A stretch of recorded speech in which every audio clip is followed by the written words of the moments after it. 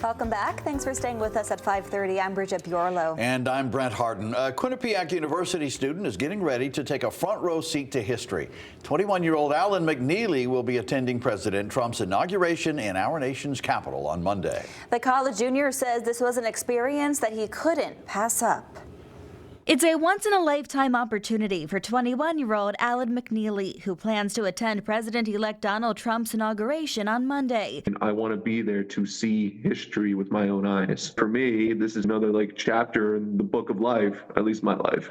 The journalism and political science double major is one of 15 Quinnipiac University students who travel to the nation's capital for a lesson in history. The students just wrapped up an annual seminar earlier this week in D.C., put on by QU and the Washington Center. McNeely is the only one staying for the swearing-in ceremony. Students and I were very disappointed that we couldn't be there for the inauguration. Quinnipiac professor Scott McLean has been bringing his students to presidential inaugurations since 2001, back when George W. Bush took the oath of office.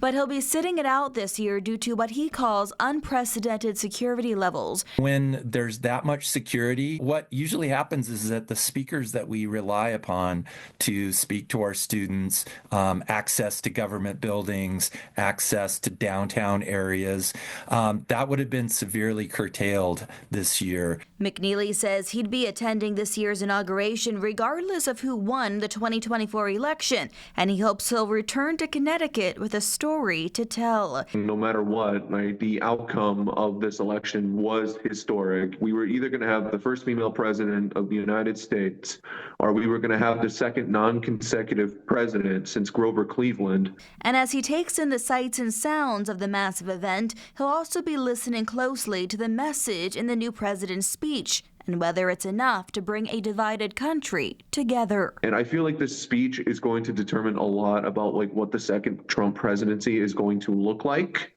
And I'm hoping that this speech can be a speech to unite all Americans instead of dividing all Americans. As for the 14 other Quinnipiac students who won't be going to the inauguration, I'm told they spent their time in D.C. visiting monuments and taking in the Washington experience. Quinnipiac hopes to bring a full class of students to the next inauguration in 2029.